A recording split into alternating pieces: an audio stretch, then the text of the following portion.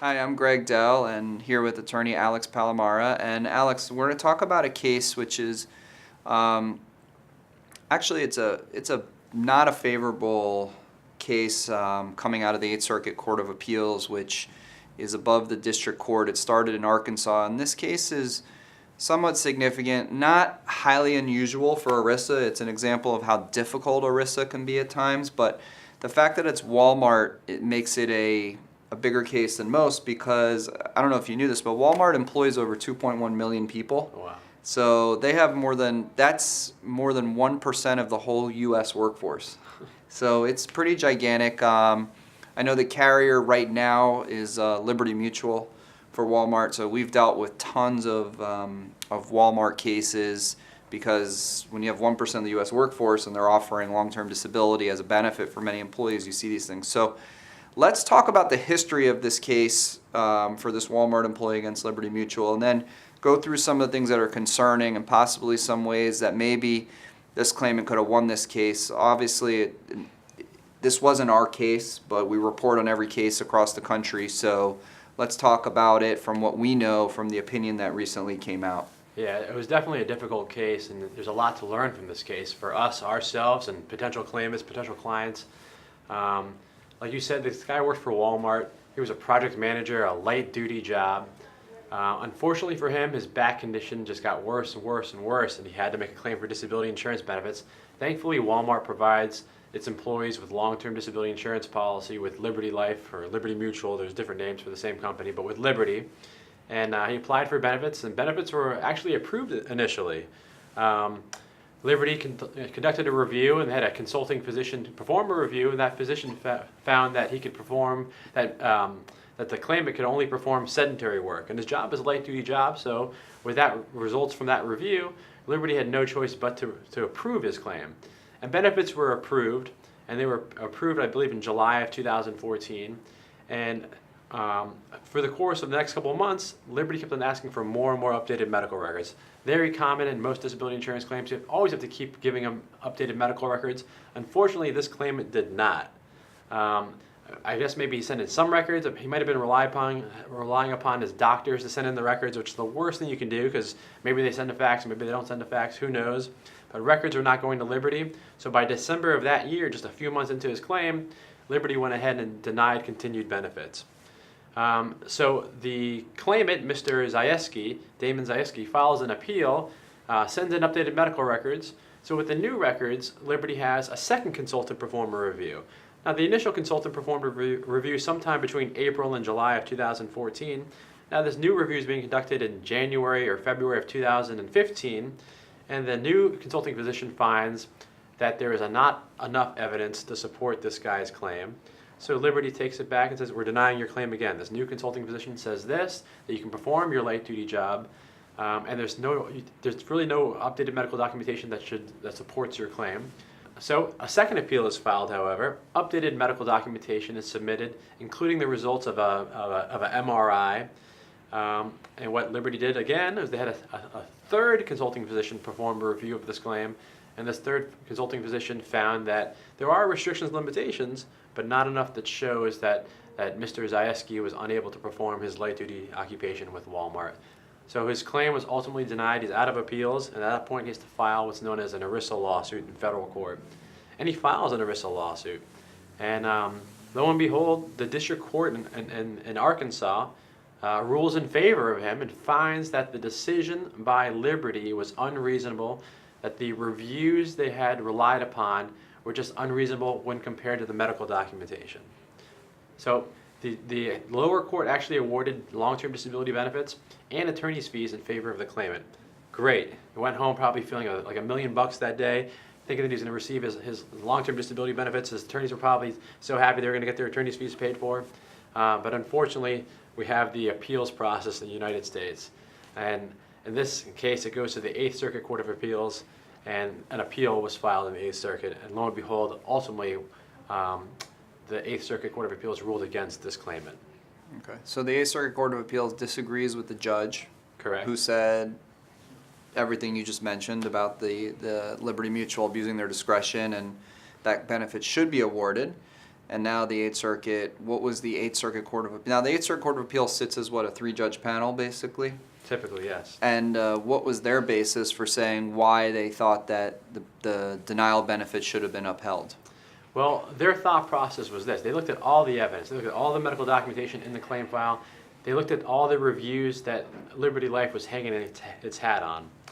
And they had a different assessment of these reviews.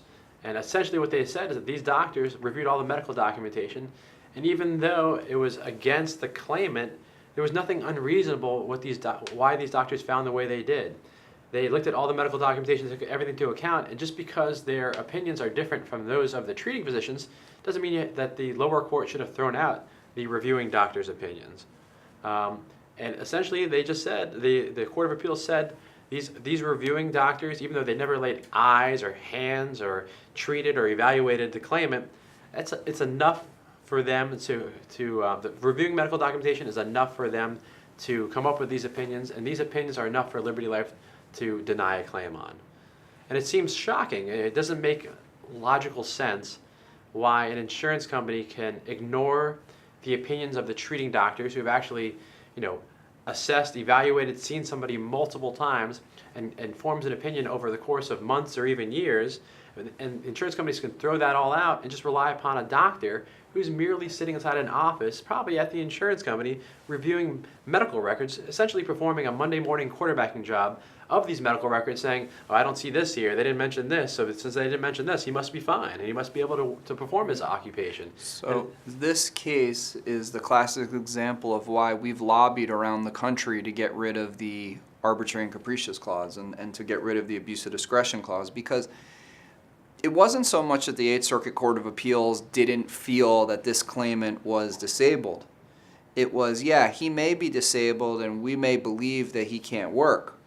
The problem is what the 3 judges in the Eighth Circuit Court of Appeals were saying is that we have to apply this abuse of discretion, arbitrary and capricious standard, and we're not finding that Liberty Mutual abused their power. Exactly. And so if it was a de novo review, which many states have, and about 15 or 16 states have outlawed this discretionary clause, then the court most likely in this case would have said, yeah, we agree with the district court, go home, Walmart. So this is what's going on in the country. This is why we had those modified Department of Labor rules and regulations that came out in 2018, which didn't get rid of arbitrary and capricious, but made the insurance companies take more steps in order to try to make it beneficial for claimants. So this is still a little bit of the old case law, but I think this is a classic example that needs to be brought up again to our representatives in Congress to say we gotta get rid of this discretionary clause because it's not fair. Not fair. You got one judge who's totally independent who goes, it's crazy that you're relying on these other doctors, and even I think their reviews are crap, and this claimant should be paid. And then you get 3 other judges who go, yeah, we kind of agree you're disabled, but the law makes us say that they did these 3 reviews, and while they may not have been great reviews, they were still sufficient enough to get us by. Now, how many times have we seen this case go the other way? I mean, not very often. I mean, the court's hands are often tied. There's nothing they can really do. Like you're saying, the law is the law, and they have to apply the law, and that's why the Court of Appeals ruled in favor of the insurance company. Something was wrong here. This claimant is obviously disabled, and the first thing that he did wrong was he did not submit updated medical documentation. I mean, he waited too long, or his doctors didn't submit it, but he has to take the bull by the horns, or he should have hired us to make sure. This claim should never have been denied in the first place. Right. I mean, the fact that he didn't send in updated medical records, it got the ball rolling for his initial denial, it got the ball rolling for the second review and the third review. I mean, the first review was actually favorable to him, and unless he got better, which the medical documentation didn't seem like he got better, he would never have been denied if the medical documentation was submitted on a timely basis, so that Liberty Life would not have taken a hard look at his case. And they took a hard look at his case, and then they got the reviews on their favor, and then there was nothing this guy could do. I'm willing to bet he was unrepresented up until the point in time that he had to file a lawsuit, and that is that's a huge disadvantage for a claimant. He may not have thought he could afford an attorney. That's unfortunate because I know we do and some other firms work on a contingency fee, which means we're not going to get paid unless we're able to get benefits reinstated, so there's no money out of pocket. And sometimes people say, well, I don't want to give up any of my benefit to a lawyer because then I won't have enough. But here's an example of a claimant who, I don't know if he considered a lawyer, but if he didn't want to give up any of his benefit at all, he ended up with nothing. And that's sad because it's a lose-lose all the way around. And now, they'll try to appeal to the Supreme Court of the United States, but this is not a case that the U.S. Supreme Court's going to take. So hopefully the new laws will help claimants in the future. Claimants should be encouraged to get help early on to avoid a denial. There's more things he could have done to strengthen this claim. Right. There could have been a functional capacity evaluation, more medical testing and whatnot, or even different doctors. There's more things he could have done that he should have done to strengthen this file. Right. So if you have a claim with Walmart, Liberty Mutual, any long-term disability insurance company, I think we're going to see the Liberty Mutual claims taken over by, is it Lincoln Financial? Yep, merge, yep. So that should help some claimants. I find Lincoln Financial to be more reasonable than Liberty. I don't know yet if they're keeping the same employees at Liberty or if they're bringing in the Lincoln National mentality, which tends to be more fair than Liberty Mutual. Hopefully that will help happen for claimants because that would be a lot better. But any long-term disability insurance company, a claim at any stage, give us a call. It's always a free initial phone consultation. We look forward to the opportunity to try to speak with you and let you know if we can help you, and we can help you anywhere in the country. Thank you.